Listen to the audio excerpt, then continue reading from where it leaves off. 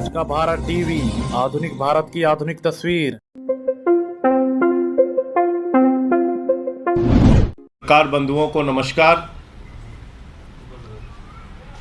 प्रधानमंत्री की डिग्री का मामला जब से सामने आया है, पूरी की पूरी भारतीय जनता पार्टी बौखला गई है।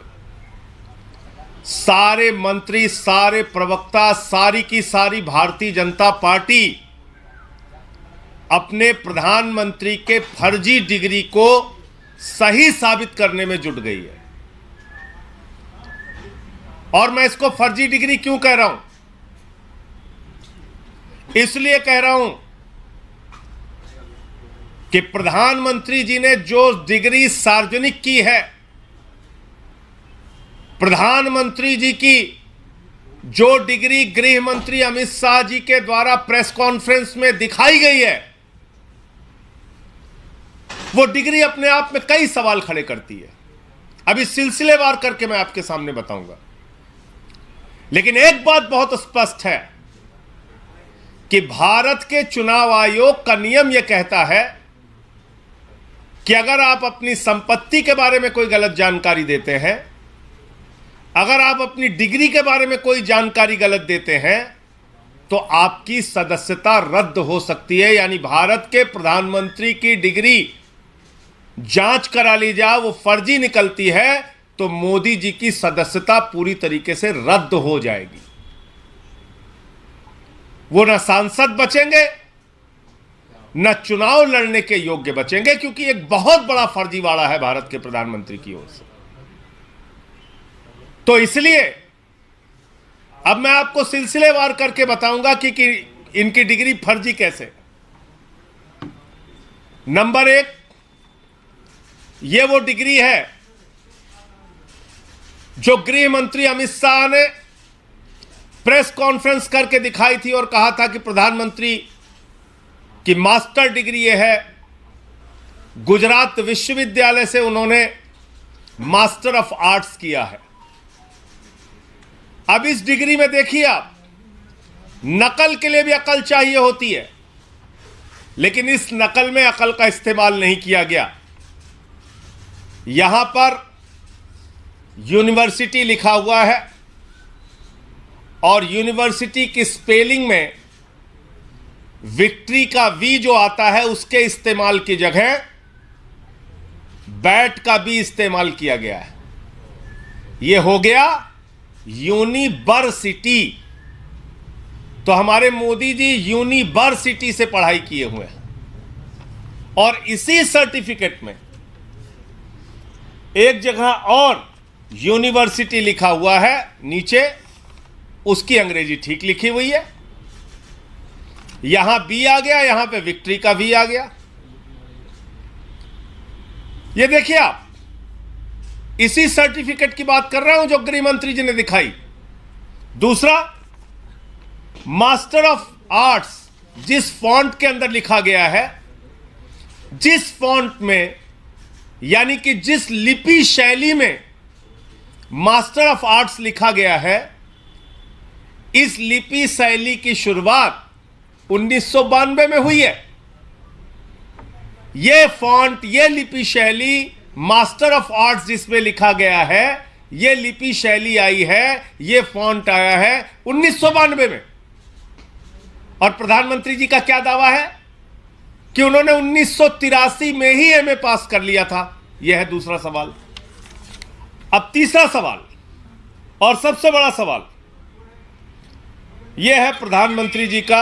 मैं स्कूली शिक्षा गांव में किया और जैसा मैडम बता रही थी ना कि अपनी शिक्षा के कारण आदमी आगे नहीं बढ़ता, तो मेरी शिक्षा ही नहीं हुई। तो ये प्रधानमंत्री जी का वक्तव्य है, मेरा नहीं, माफ कीजिएगा। यह किसका वक्तव्य है? भारत के प्रधानमंत्री आदरणीय नरेंद्र मोदी जी का वक्तव्य है, मुख्यमंत्री गुजरात बनने के बाद। आज मेरा सिर्फ एक सवाल है मीडिया के माध्यम से, और भारतीय जनता पार्टी के किसी भी नेता में अगर साहस और हिम्मत है तो जाकर प्रधानमंत्री जी से इस सवाल का जवाब पूछ के बता दीजिए। सवाल क्या है? 79 में और 78 में अगर बैचलर डिग्री दिल्ली विश्वविद्यालय से प्रधानमंत्री ने कर ली, 1983 में मास्टर ऑफ आर्ट्स की डिग्री गुजरात विश्वविद्यालय से कर ली, अगर आपकी 1989 में बीए की डिग्री हो गई, 1983 में एमए की डिग्री हो गई, तो भैया प्रधानमंत्री जी देश के सामने इस बात का खुलासा कर दीजिए कि फिर 2005-6 के दौरान या मुख्यमंत्री बनने के बाद का ये जब का भी भाषण है, आपने क्यों एक टीचर को संबोधित करते हुए कहा कि आपकी कोई शिक्षा दीक्षा नहीं है, स्कूली शिक्षा के आगे आप नहीं पढ़े। ये तो आपका बयान है, मेरा बयान नहीं है। ये बयान तो आपने दिया है प्रधानमंत्री जी, ये बयान आपका है, मेरा बयान नहीं है। मैं स्कूली शिक्षा गांव में किया, और जैसा मैडम बता रही थी ना कि अपनी शिक्षा के कारण आदमी आगे नहीं बढ़ता, तो मेरी शिक्षा ही नहीं हुई। मेरी शिक्षा ही नहीं हुई, ये नरेंद्र मोदी जी गुजरात के मुख्यमंत्री बनने के बाद कह रहे हैं एक टीचर को संबोधित करते हुए। तो भैया जब आपने 79 में बीए कर लिया, 83 में एमए कर लिया, फिर 2005-6 में आप क्यों झूठ बोल रहे हैं? इसका मतलब ये सच बोल रहे थे मुख्यमंत्री रहते हुए, जो उन्होंने कहा वो सच था, वो सच था। उसके पहले के जो उनके डिग्री के खुलासे हैं वो झूठे हैं, गलत हैं। और इसी तरीके से उन्होंने यूनिवर्सिटी से पढ़ाई की है, इंटायर पॉलिटिकल साइंस में यूनिवर्सिटी से पढ़ के आए हैं मोदी जी। तो इसलिए गुजरात हाई कोर्ट का जो फैसला आया वो अपने आप में बड़ा ही चौंकाने वाला है, हास्यास्पद है कि सीआईसी ने ऑर्डर दिया था डिग्री दिखाने के लिए, गुजरात का विश्वविद्यालय गया हाई कोर्ट में कि डिग्री ना दिखाई जाए, और गुजरात के हाई कोर्ट ने जुर्माना कर दिया अरविंद केजरीवाल जी के ऊपर, जिसका कोई लेना देना नहीं, वो गए भी नहीं अपील में। तो इसका मतलब दाल में काला नहीं, पूरी की पूरी दाल काली है। और नकल के लिए भी अकल चाहिए, उस अकल का भी इस्तेमाल यह डिग्री दिखाते समय नहीं किया गया है। और बीजेपी की सारी लीडरशिप और स्वयं प्रधानमंत्री जी जवाब दें कि 79 में अगर आपने बीए किया, 83 में आपने एमए किया, तो 2005-6 में आपने क्यों कहा कि आपने कोई शिक्षा स्कूली शिक्षा के बाद नहीं की है? अर्थात या तो आपकी डिग्री फर्जी है या आपका बयान झूठा है, दो में से एक ही बात हो सकती है। आपका कोई प्रश्न हो आप पूछ सकते हैं। आप लोग तो सवाल उठा रहे हैं बीजेपी का, लगातार इरान आ रहा है, बीजेपी के लोग कह रहे हैं कि ये सवाल इसलिए उठाए जा रहे हैं क्योंकि जो भ्रष्टाचार के मामले में ध्यान रखाया जा सके। और देखिए, भ्रष्टाचार के मामले में क्या बोला जाए? भ्रष्टाचार तो मोदी जी के साथ आसमान में घूम रहा है। इस भ्रष्टाचार का जवाब कौन देगा? ये भ्रष्टाचार जो आसमान में घूम रहा है अडानी वाला, जिसमें आराम से लेटे हुए मोदी जी कह रहे हैं लूट ले बेटा लूट ले, सारा हिंदुस्तान लूट ले। देखिए आप, ये तस्वीर भूल गए आप? ये अडानी की तस्वीर है। अपनी राजनीतिक सत्ता को बचाने के लिए नरेंद्र मोदी जी ने अडानी के माध्यम से अपनी आर्थिक सत्ता खड़ी की और एक ही व्यक्ति को कोयला दे दिया, गैस दे दिया, बिजली दे दिया, पानी दे दिया, सड़क दे दिया, स्टील दे दिया, सीमेंट दे दिया, सीपोर्ट दे दिया, एयरपोर्ट दे दिया, आकाश से पाताल तक सब कुछ दे दिया, 2.5 लाख करोड़ का कर्जा दे दिया, 86,000 करोड़ का कर्जा माफ कर दिया। और उस अडानी ने क्या किया? 38 फर्जी कंपनियां दुनिया के तमाम देशों में अपने भाई के साथ मिलकर खोली। अकेले एक पते पे 6 कंपनी खोलकर मॉरिशस से 42,000 करोड़ रुपए अडानी की कंपनी में लगाया गया। ऐसे लाखों करोड़ रुपए का घोटाला और भ्रष्टाचार और काला धन अडानी की कंपनी में लगा है, जिसके हवाई जहाज में बैठकर भारत के प्रधानमंत्री घूमते हैं। आज तक इस घोटाले पर जेपीसी क्यों नहीं बनी? सारी की सारी पार्लियामेंट की पार्टियां एक स्वर में मांग कर रही हैं जेपीसी बनाओ, जांच तो कराओ, जांच नहीं कराते, क्योंकि घोटाले में भारत के प्रधानमंत्री और भारत की सरकार सर से पांव तक डूबी हुई है। यह है सच्चाई। और कोई प्रश्न हो आप लोगों का?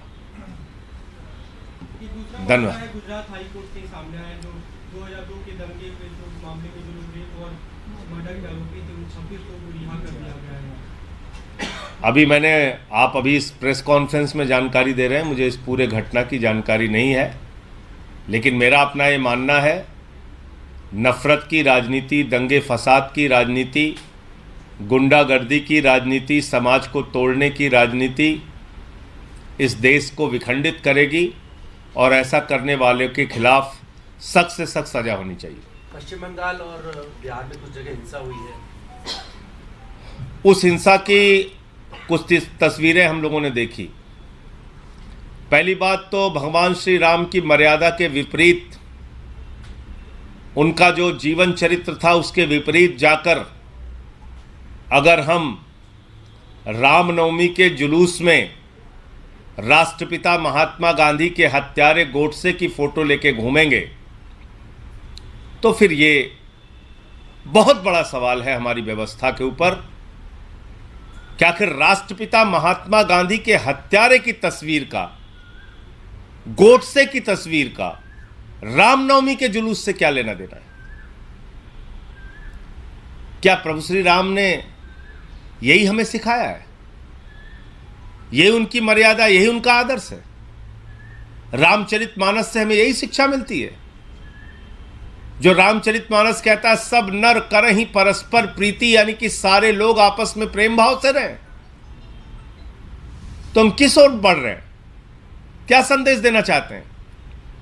हिंसा करने वाले हिंदू धर्म के हों या मुसलमान धर्म के, किसी भी धर्म के व्यक्ति हों, किसी भी राज्य की हिंसा हो, उसके खिलाफ सख्त से सख्त कार्रवाई होनी चाहिए। और अभी तो सुप्रीम कोर्ट तक ने कह दिया, नफरत फैलाने वालों के खिलाफ जो लोग कार्रवाई नहीं करते, नफरत की भाषा बोलने वालों के खिलाफ जो कार्रवाई नहीं करती, वो सरकारें नपुंसक सरकार है। ये तो सुप्रीम कोर्ट की टिप्पणी आ गई है। अब तो मोदी जी को और बीजेपी वालों को शर्म करनी चाहिए। नफरत की बुनियाद पे देश आगे नहीं बढ़ेगा, मोहब्बत की बुनियाद पे आगे बढ़ेगा। आप देख रहे थे आज का भारत टीवी, आधुनिक भारत की आधुनिक तस्वीर। अन्य खबरों के लिए हमारे YouTube चैनल को सब्सक्राइब करें। अगर Facebook, Instagram, Twitter पर देख रहे हैं तो फॉलो करें।